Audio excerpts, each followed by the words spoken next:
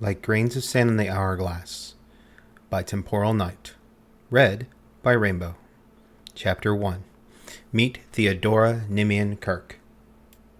The battle was already raging by the time Tonks and the others made it into the Department of Mysteries. She didn't have much information going into that maelstrom. The only thing she knew for certain was that her friend / third or fourth cousin, Harry, thought her first cousin Sirius was being held and tortured by Death Eaters.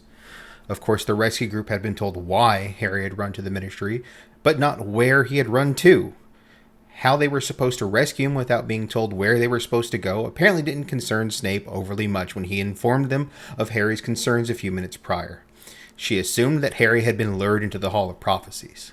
That she could even guess that much was thanks in large part to a conversation she'd overheard between Snape and Dumbledore near Christmas. How the Order had been expected to guard something when they didn't even know what they were guarding? Rule number 1. Always make certain that personnel involved in an active investigation and or protection detail have all relevant details. Lack of detail leads to injury and death. Damn Dumbledore! That man and his love of secrets. It was going to get at least one teenager killed someday. He'd refused to let even the members of the Order of the Phoenix in on what was actually going on, let alone the young man at the center of the entire fiasco. All Harry had asked was to be let into the loop. It wasn't that big of a thing. If the auras were placed on protection detail, they always made sure that their subject knew who and what they were being protected from. Rule number 2. A victim is always more likely to comply with our recommendations if they are aware of the scale of danger inherent in their situation. She'd seen Harry a few times in the past few months, and the kid looked straight up awful. Between the stress of Umbridge, the OWLs, and whatever Voldemort was doing, Tonks was amazed he'd managed to keep it together for so long. Now with him apparently having a vision of Sirius being tortured, she couldn't blame Harry for running off half-cocked. Minerva was still down thanks to Tonks' less than stellar compatriots. Snape was just as useful as always, ranging from utterly useless to deliberately obstructive. Dumbledore was still hiding out at Grimmauld. Harry had no one to turn to for help exactly when he had needed it the most. She should have been there for him. She wasn't that much older than him, and she was an Auror. She was supposed to be there to help anyone who needed it. They hadn't had many interactions, but from the few they'd had, he'd seemed perfectly sweet, if admittedly somewhat depressed. What made it all worse was that she dimly remembered holding a baby Harry in her arms when she was 7 years old. He had burbled happily whenever she morphed her hair color. Harry was actually the reason she loved pink so much. He had always seemed to like it the most. Now, she was running to rescue the teenage version of her no longer tiny friend with Sirius, Remus, Mad-Eye, and Kingsley. But she knew in her heart that it was already too late. She knew she was going to race through one of these rooms and find a dead body with a lightning-shaped scar on his forehead. It had already been hours since he'd run from Hogwarts. Merlin only knew how long he'd been here fighting by himself. He'd obviously been making the bastards work for it, though, judging by the destruction Tonks was running through. 3 rooms and 3 scenes of devastation greeted her. The Hall of Prophecies had more broken spheres than intact ones. The space room had 3 planet replicas shattered on the floor. The arithmancy room had glowing numbers embedded into middle of walls. The thought room had Ron Weasley tangled up in brain tentacles, gibbering nonsensically. Wait, what? Shaq! Tonks yelled, skidding to a stop and leveling her wand at the brain wrapped around the redhead. I got the Cognivore. You get the Weasley. She didn't even pause to make sure he followed her lead. Technically, Kingsley was the senior Auror, but they had been partners long enough that she knew he'd do what she said. She shot off a cutting spell and smiled in satisfaction as the thought tentacles fell away from the boy and the brain dropped limply to the floor. Shaq summoned Ron while Tonks banished the brain back into its aquarium. Moody dropped to his good knee and grabbed Ron's shoulder. Weasley, where's Potter? How many others are here? Ron gasped for air as the thought tentacles were unwound from his throat. Harry ran through there, he said, gesturing towards the door to the next room. Neville and Hermione were with him. Luna and Ginny were in the planet room when we got separated. Tonks felt her stomach drop through the floor. It wasn't just Harry and Ron here. There were 6 teenagers fighting off Merlin knew how many Death Eaters. And there hadn't been anyone in the space room they just passed. Tonks desperately prayed that Luna and Ginny were still alive and not captured. If they had been captured, it might actually be better if they were dead, as awful as that thought was. Ron, stay with us. It's safer, and we need to find the others, Sirius said quickly as he rushed towards the door. Tonks stopped her traitorous mind from conjuring up more disturbing images, and she ran after her cousin. They burst through the door ahead, and she found herself looping through the destroyed time room. Broken pieces of time turners and the sands of whatever made them work were scattered everywhere. The corpse of a former Death Eater slumped against the wall as a wonderful warning of why playing with time was a bad idea. His baby head on adult body was sure as hellfire proof of that principle. She barely had time to reaffirm her plea for divine help when they ran through another door and into sheer madness. In front of them were nearly a dozen Death Eaters, fighting against Harry, Neville, and a blonde girl she assumed was Luna Lovegood. Luna danced through spell after spell without issue. Neville had blood running down his face and a broken wand, yet was still knocking back Death Eaters almost every time he cast a spell. Harry was a blur of motion, swatting spells out of the air and tossing back his own attacks. Tonks' attention was wrenched back to her own world as the floor fell away from her. Stairs. The room has stairs. Of course it does. She tripped down 3 steps before regaining some measure of balance. It was a good thing that she did trip, actually, since she felt 2 different spells fly above her back and slightly burn her skin with their passage. As she tried to straighten up and leap down the remaining steps, her gaze fell on a body crumpled between Neville and Harry. The blood trail behind it made it obvious the body had been carried into the room from an earlier battle. A female body with bushy brown hair and a large, wet, red streak down the majority of her torso. Tonks nearly fell down the remainder of the stairs. Hermione's dead. We're too late. Dumbledore kept too many secrets. Snape stalled too long. I was too slow. This is all our fault. She's dead, and it's all our fault. The next few minutes of battle were a blur. She took out Dolohov before starting to duel with Bellatrix, her insane aunt. That duel didn't go particularly well for Tonks. She managed to barely evade the eviscerating curse sent her way, though she hadn't quite managed to fully dodge the bludgeoning hex following behind it. She took it on the side of her head and wound up blinking up at Bellatrix from the bench. Tonks was still trying to figure out how she had gone from vertical to horizontal and focus on the center of her 3 evil aunts when Sirius jumped in front of her and took over fighting the woman. It took far too long for the chamber around her to recenter enough that she could lever herself up. That was all too clear as she only had made it to her knees when an anguished cry from Harry rent through the room. "Sirius!" Tonks turned her head and was just in time to see her cousin laughing at Bellatrix when a red spell shot into his chest. He looked stunned for a brief moment before tumbling unceremoniously back through the veil. Tonks felt her heart stop briefly. "No, I only just got him back a year ago. What am I supposed to tell Mum?" Harry's scream of rage brought her back to the present. The team threw off Remus and tossed several spells at Bellatrix. Tonks' aunt responded with an amused taunt and took off running. She was out of the chamber a moment later, cackling like the damned. Harry followed right behind. Tonks swore and finally succeeded in getting her feet under her. She started running again, barely managing to keep the 2 in her sight as they passed through the next door. Tonks couldn't spare a thought to where the others in the rescue party were. They were likely finishing up with the other downed Death Eaters and saving whoever was left alive. Tonks knocked aside the next door and nearly crashed into Harry's back. He had caught up with Bellatrix. Tonks had a first-hand view of just how much Harry's experiences this past year had affected him when he cast something she had never in a million years expected to pass his lips. "Crucio!" Harry screamed, his wand pointed at Bellatrix. Tonks was too shocked to do anything other than freeze. Her aunt convulsed for only a moment before cackling again. "Aw, poor baby Potter," Bellatrix said, grinning. "You need to really mean it for that spell to work right.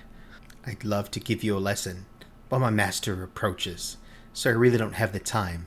See you in hell, Potter," she yelled, raising her wand, a black band of light jumping from the end, streaking towards Harry. Tonks had no idea what Bellatrix had cast, but she knew it was bad. "Harry, move!" She reacted on instinct, jumping forward. Tonks shoved Harry hard to the side. Her movement was just enough to knock him out of the way of the spell, but she caught her foot on one of the stones, tripping at the last moment. That final blunder was enough to bring her directly in the path of Bellatrix's curse. She had just enough time to see the horror on Harry's face and the triumph in her aunt's as the spell connected. Tonks flew backward and slammed into a giant grandfather clock in the corner, her eyes dimly focusing on a corpse with a baby's head on the wall across from her. Time room. Damn. Live, Harry. Live. Sorry, I couldn't do more. Sand cascaded around her and a loud roaring filled her ears. The room seemed to jump around her, broken items flying back into place on their shelves, fully repaired, and holes in the walls refilling themselves. The roaring increased, and the movement in the room accelerated. Tonks almost felt like she was apparating with the way her body was being squeezed tighter and tighter. She couldn't breathe. She couldn't see. She could barely even think the pain had gotten so intense. As suddenly as it started, everything stopped. The room ceased its mad dance. The sands that filled her vision vanished, and the pressure on her body let up. The roar in her ears vanished with a final loud, primal sound that resonated through every bone in her body. Apparently, it resonated outside her body as well, as whatever she had fallen into exploded outward. Tonks was left blinking in confusion at the time room that was mostly undamaged beyond the destroyed grandfather clock and the loose grains of glittering sand covering half the room. She breathed deep and was surprised to find that beyond feeling a bit sore, nothing struck her as horribly wrong with her body. Bella's curse should have killed her. It should have. Wait. Bella and Harry are gone. Everything's repaired. Time room. Shit! Tonks clenched her wand and hurriedly cast a disillusionment charm on herself. She jumped up and moved to the opposite corner of the room, just as the door to the chamber burst open. 3 hooded figures rushing in. Massive temporal event. Nothing was scheduled today, was it? Lurker isn't enough of an idiot to try and send something back during unsupervised working hours, is he? The second hooded figure pulled up short, stared at the destroyed clock in front of them. The other 2 quickly froze as well. Hell, we're going to get blamed for this. Start scans, people. If there's been an incursion, we need to lock it down and study it ASAP. We can't afford to let it escape. It'll probably be something small and... Tonks didn't wait around to hear anything else. She may not have been an unspeakable, but she'd worked with a few on several apps beforehand. She knew enough to get some of their basic operating protocols down. It didn't matter to them if she'd only been knocked a few hours out of sync or a few decades. They'd cut her up either way to see if they could reproduce whatever had just happened. Making sure her movements were silenced in addition to camouflage, Tonks slipped out of the open door behind the unspeakables. She carefully threaded her way back out to the exit and moved to the lifts, waiting to slip inside with someone heading up. Thankfully, she only had to wait a minute before one of the legal admins took a ride to the atrium. Rising panic threatened to overwhelm her as the lift merely ticked away the levels. Tonks pushed it down with the ruthless efficiency honed through her aura training. She didn't know what had happened, but she was going to find out, and she was going to fix it. She'd find a Daily Prophet copy in the lobby and see what day it was. Then she'd drop her cover spells and thread back into her life like nothing had happened. With any luck, she'd only have been tossed a day or so back. That was easy enough to deal with. A slight tip-off about the coming battle, and everything awful could be avoided. No mess, no fuss. And if I'm forward in time and it's too late to do anything, what the hell am I supposed to do then? Well, if that was the case, at least she wouldn't have to worry about running into a double of herself. The lift finally opened onto the atrium, and Tonks moved forward, slipping around the few personnel milling about the central area. She shuffled closer to the stands with the paper near the fireplaces, and nicked one while no one was looking. Leaning down to read off the date, Tonks felt her blood freeze. September 1st, 1995.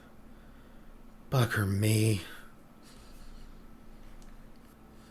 Tonks had slipped out of the ministry and was currently busy breathing into a paper bag she had conjured on the street corner a few blocks away. Rule number 10. Always stay calm. Even with killing curses flying, staying calm will probably save your life. Okay, Tonks, you can do this. You can do this. Just stop and think. Think. Tonks scowled at herself and pushed to her feet, starting to pace in front of the alley nearby. They're still riled up and running around confused, so there's still time to sneak back into the DOM. You could try to repair the clock, try to put the sand back into it, and then, bloody hell, even if that would work, what then? What would be the point? Why would you even want to try and go back? Sirius was dead. Hermione was dead. Ron was hurt. Neville was hurt. Ginny missing. Harry was probably about to be killed by Bellatrix. No.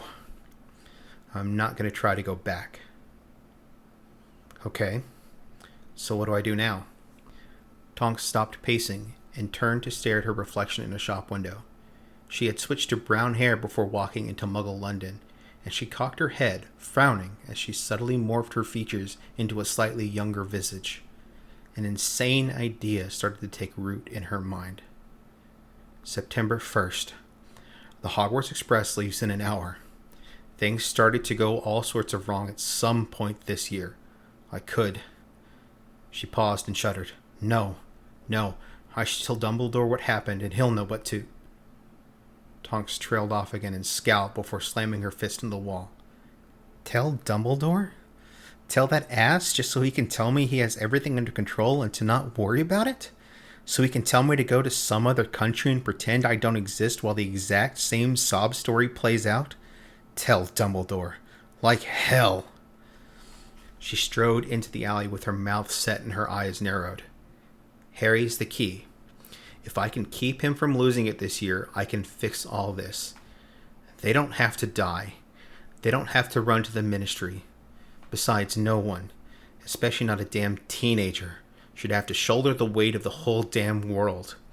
Helping Harry to have a better year is the right thing to do. She hit the middle of the alley and started to twist for her apparition before freezing in place. Shit. I need a disguise. I can't go as myself, she murmured. There's already a Tonks in this time period. Even if I make myself younger, I'd be recognized. Okay. What do I call myself?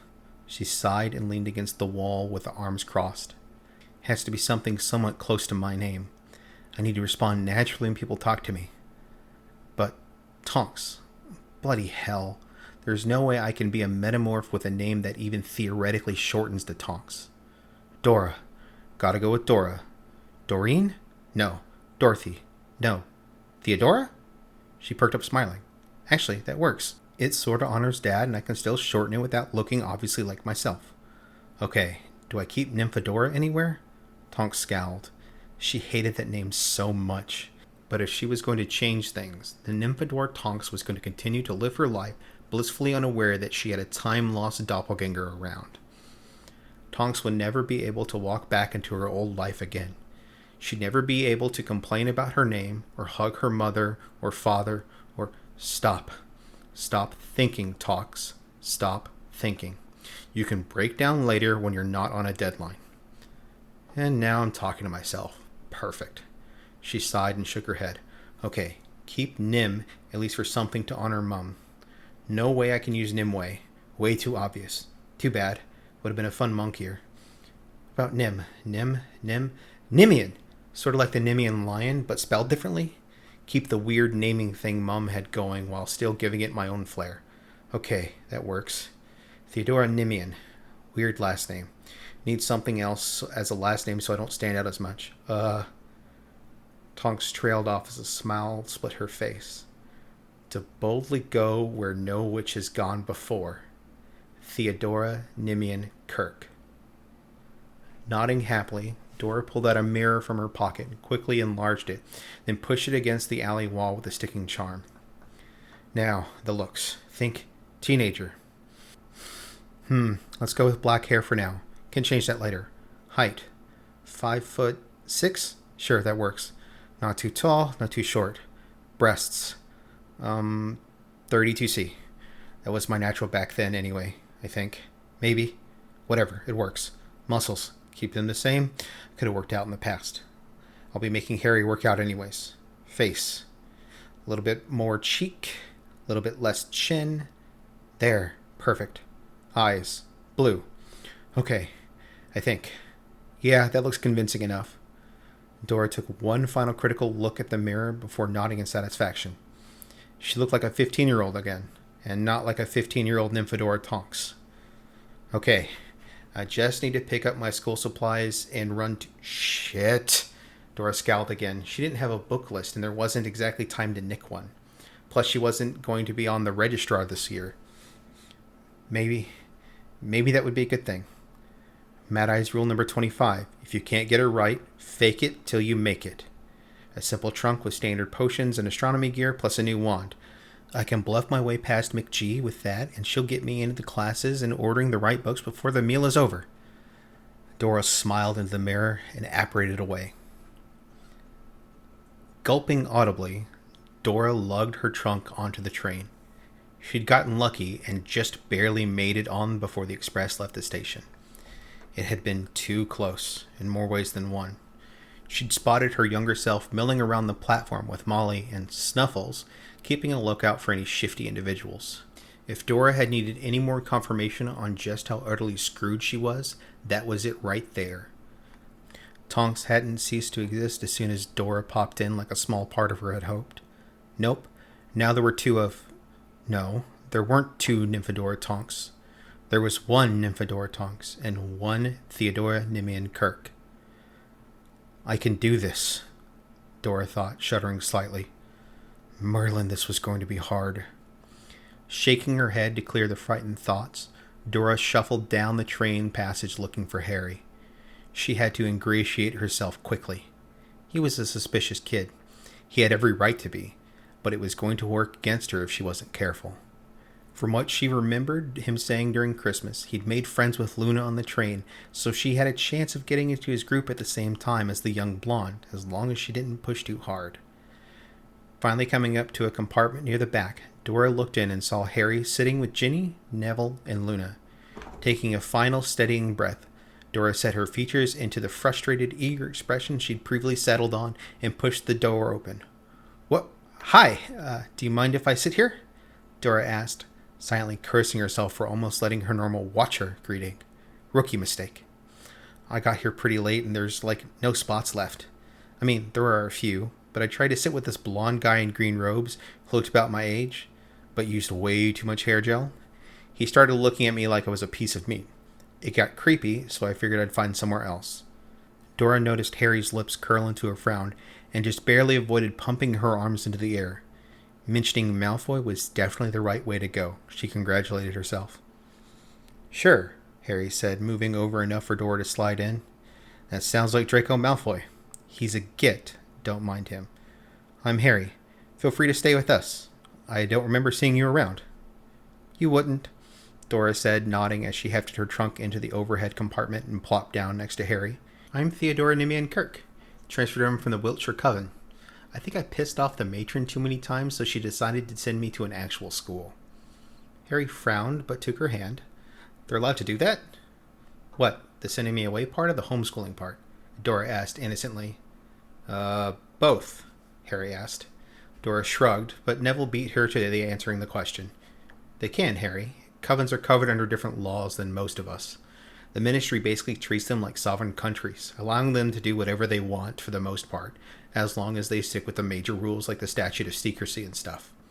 What he said, Dora agreed. Hi, I'm Dora. She leaned across the way and shook Neville's hand.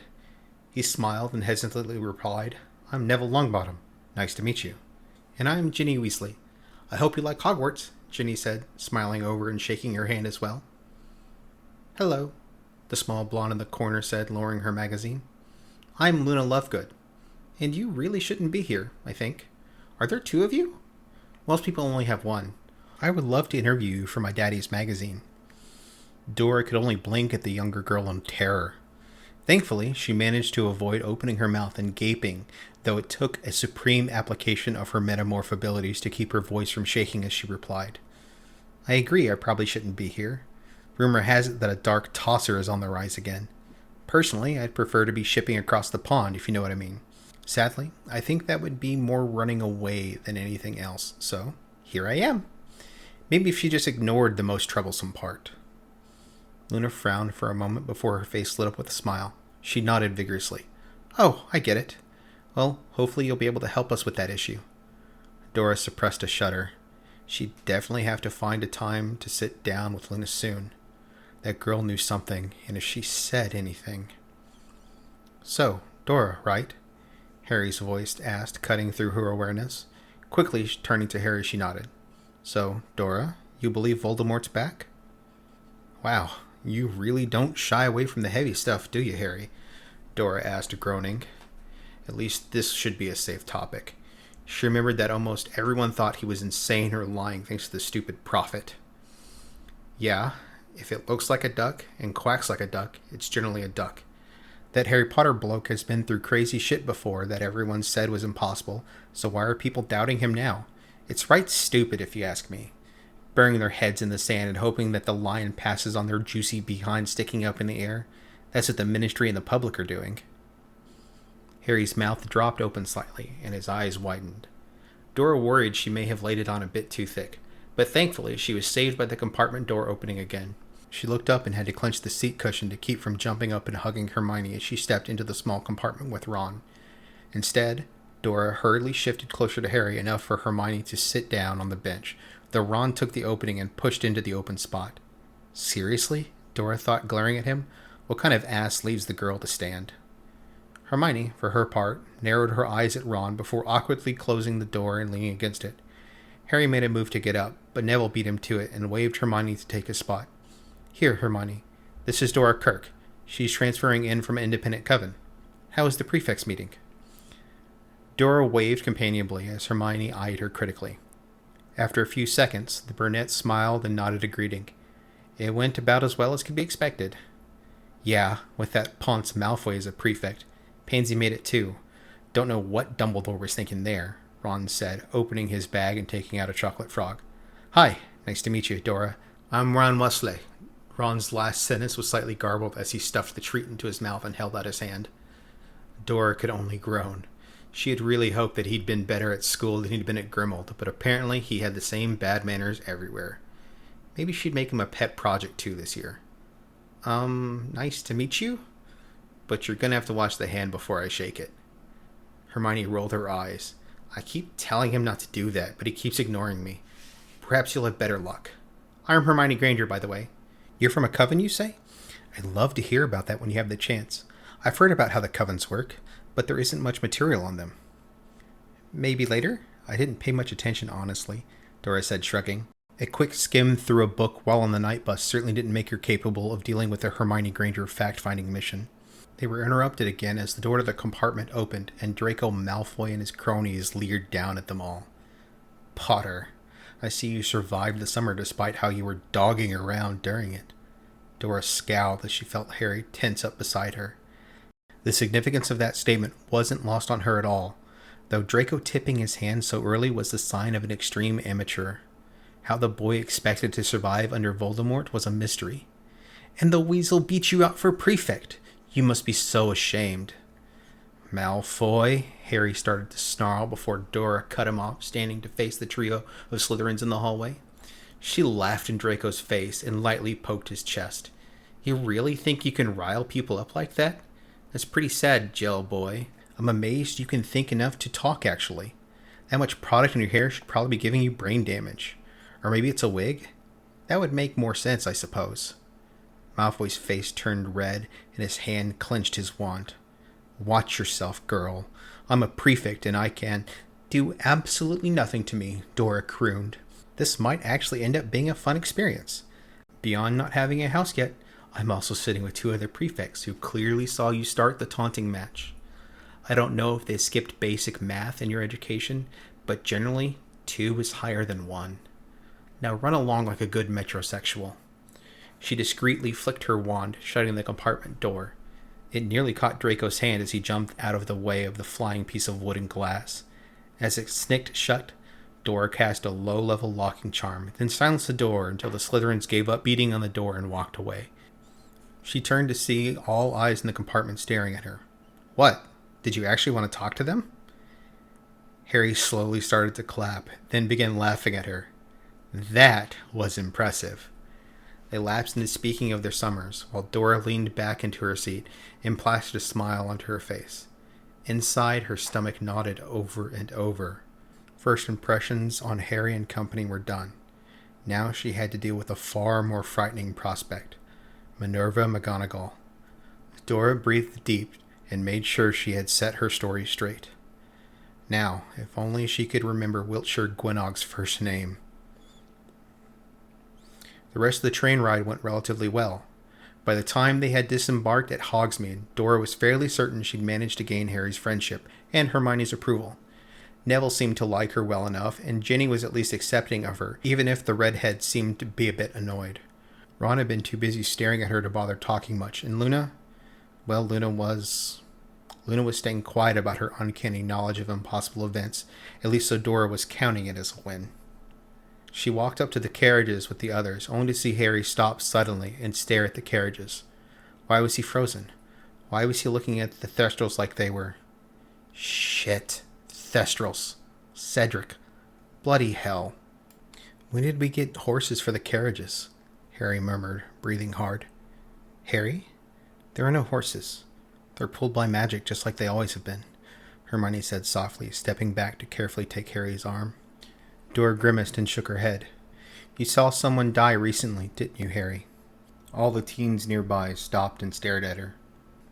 Dora just walked over to the skeletal horse and patted its back, eliciting a pleased grunt from the beast. There are Thestrals hitched to these carriages. Only someone who's seen and understood death can see them. Poor things get a bad rap for that. They're actually really nice beyond looking half-starved by nature. I can see them too, Luna commented with a sad smile. She came up beside Dora to pet the creature as well. Dora just looked down at the blonde in shock. She hadn't known that the girl had trauma like that in her past. They've been here since I arrived. They are quite beautiful. I can't say I'm sorry that you can't witness them yourself, Hermione. Harry carefully walked forward and reached out to touch the Thestral. Witness death. You saw someone die, Luna? Dora? My mother, Luna replied. She turned her smile on Harry and shrugged. It was a long time ago. Thank you for your concern. And with that, she walked to the carriage and hopped up beside Neville and Ron. Dora sighed, and nodding to Harry, turned to walk with him back to Hermione in the waiting carriage. I'd prefer not to talk about it right now. Maybe some other time. Her mind flashed through several figures, ending with Dolahov's head falling away from his body from her severing curse. Shaking her head to push away the memories, Dora hopped up into the carriage and remained quiet during the ride up to the gates. When they reached the doors to the castle, she came face to face with Minerva McGonagall in all her stern, scary glory. Suddenly Dora's cover story didn't seem quite so foolproof. And just who might you be, my dear? Dora gulped and shrugged with forced nonchalance. Theodora Nimian Kirk, ma'am. Transfer from the Wiltshire Coven. Please tell me they sent the paperwork, because I know I was supposed to bring a copy, but I tripped and kind of dropped it, and it blew away, along with my book list. I got the potion supplies, and I brought my telescope, though. Can I look on with someone else until I can reorder my books? Dora started praying to Merlin and Morgana and God and every other god and goddess she'd ever heard of that this worked. If she could get past McGee with a decent sob story and appeal to her love of children... Minerva sighed and shook her head with a deep frown splitting her face. I don't recall receiving any of that paperwork, Miss Kirk. Who should I contact in the Wiltshire Coven to obtain a new copy? Dora grimaced and affected a bit of a wilt. Well, I would say Miss Gwenog, but I got word shortly after I left that she was killed in some sort of terrorist attack the other day, which was entirely true and why she had chosen the Wiltshire Coven to begin with. I don't think anyone else kept my records, and most of the others barely even knew I existed. Marley would be able to help you, but she moved across the pond a few months ago, and Ben was heading to Australia last I heard, and, I don't know of anyone else. Rule number 13. When lying, always include enough truth with fact that should they investigate, you appear legitimate. Dora muttered a silent thanks to Mad Eye and his devotion to paranoia and making certain she memorized all his rules to survival. If this worked, she would never again make fun of the crotchety old bastard. Plus that random information he'd made her memorize about which covens Voldemort had been targeting might just pay off after all. Minerva cast a critical gaze over Dora for another few seconds before wincing and nodding slightly. I understand, Miss Kirk. It seems we are all losing friends these days. I'll ensure you receive a book list before the evening is out, as well as an owl order catalog. The paperwork is mostly to establish a record of your prior performance, and is not strictly necessary if you have not yet taken your OWLs. What year were you to be placed into? 5th, ma'am, Dora said, breathing a silent sigh of relief. Very well. Come with me, and we'll get you sorted with the first years. Dora nodded and followed in step with Minerva. Well, she tried to, at least. She made it about 10 paces into the castle before tripping and falling into a suit of armor. Her face burning in embarrassment, Dora quickly picked herself up and ran after Minerva, ignoring the looks from her soon-to-be classmates as she went. I remember hitting that same stupid brick in that same stupid armor the first time I walked through those doors second year. How bloody ironic is that? Her mind wandered as the sorting took place, and she found her gaze drifting around the hall. Draco sent several murderous looks her way, which nicely balanced out the affectionate smile of encouragement Harry directed towards her. Dora felt her cheeks burn as she noticed that. Harry really shouldn't be looking at her like that. Wasn't he supposed to be crushing on Cho Chang this year? He sure as hell wouldn't be looking at her like that if he knew her real age. She was probably overreacting anyways. Dora wasn't exactly the poster girl for a normal relationship, and most of the guys she remembered liking her had just looked at her with barely disguised lust anyways. Harry was probably just watching out for a friend and wasn't remotely interested in Dora Kirk. But you're only a few years older than him. You were starting to look at Remus like that before this shit, and there was twice the age gap in that potential mess. And if Harry isn't interested in you yet, well, it might be fun to flirt with him every once in a while. After all, it's not like classes are going to be hard, so you're going to have something to keep yourself busy with, a small voice whispered in Dora's mind. She had to flex her abilities in order to keep her blush under control after that. Harry was cute, sure, but she couldn't afford to think like that. She had far bigger things to worry about, such as what the hell she was going to do with this hat she was walking up to. This hat that could see into your mind past any occlumency barriers. This hat that she had completely forgotten about until this moment. Ah, well now, this is interesting, the Sorting Hat whispered into her ear. Dora started sweating. She clutched the stool so tight her knuckles would have turned white if she hadn't flexed her metamorph power again. Hi. Before you blab, please take a look at the rest. Please? Oh, don't worry, Miss Tonks. I'm not going to say anything to anyone. I can't. It's part of the enchantments that created me. I also see it would be rather foolish of me to do so even if I could. The hat started to chuckle. Dora let out a sigh of relief and let her fingers loosen somewhat. This sort of thing doesn't happen all that often, but every once in a while you get the occasional dimension hopper or time leaper. 9 times out of 10, they're relatively harmless or succeed in their goal of making things better. That 10th time tends to be undone by another party shortly after. Before Dora could even try to wrap her head around that, the hat continued on. Anyway, the important thing right now is where to place you. Normally, I'd say Hufflepuff again, but such a clear split with your prior loyalty to Dumbledore makes that a rather difficult choice to justify. Forgive me, but you were never much of a Ravenclaw spirit. Slytherin would suit you quite well, though. This plan of yours is delightfully cunning, and would fit right in with that house. No, Tonks said, her eyes narrowing as she glared at the inside of the hat. How the hell am I supposed to protect Harry from Slytherin? Even if he doesn't stop talking to me right away, I'll probably end up murdering Draco and getting kicked out before the week was up. The hat chuckled again. Oh, we both know you'd never get caught if you did. It would solve a lot of my problems, to be honest.